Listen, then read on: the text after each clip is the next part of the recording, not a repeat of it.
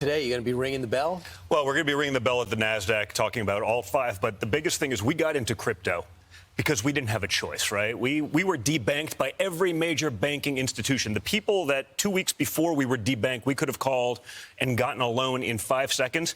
They disappeared. We were left high and dry. So we weren't even. This is basically during the first term. Certainly after let's call it January 6th. All the nonsense, it got significantly worse. So we weren't even early crypto guys, but we figured out if they can debank the Trump organization, if they can debank us, who can't they go after? And more importantly, who won't they go after? And so we had to, rather than take our ball home and go cry in a corner, we had to come up with solutions. And the reality is between crypto technology, blockchain technology, so much of what the traditional banking system was made up of didn't make any sense. It's grossly inefficient. It takes forever. Right. It's not democratized at all. If you know someone, you can make. We were at the top of a Ponzi scheme. We just didn't even know it.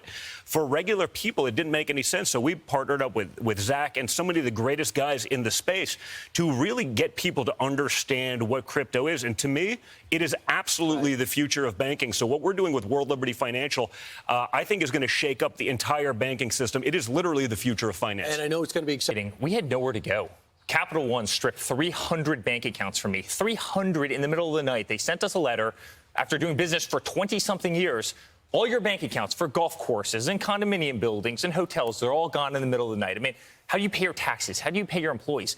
This happened across the board. It happened with J.P. Morgan Chase. It happened with Bank of America. It happened with First Republic. And this wasn't just happening to the Trumps, people with a lot of zeros on the end. This was happening to conservatives all over the country. We didn't have a damn choice.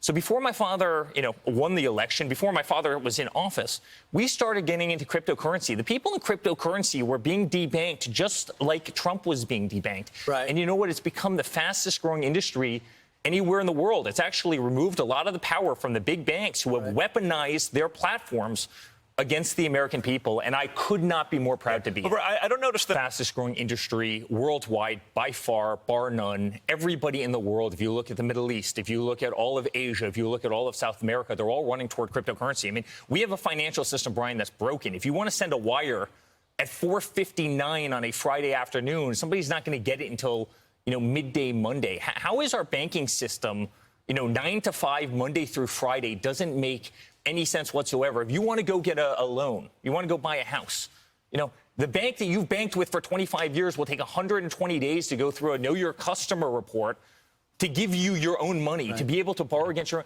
own. Our banking system is broken, and then that same banking system has gone after 50% of the Americans because they decided to wear a hat that says Make America Great Again. We have to change the financial system. We will change the financial system. World Liberty is going to change the financial system.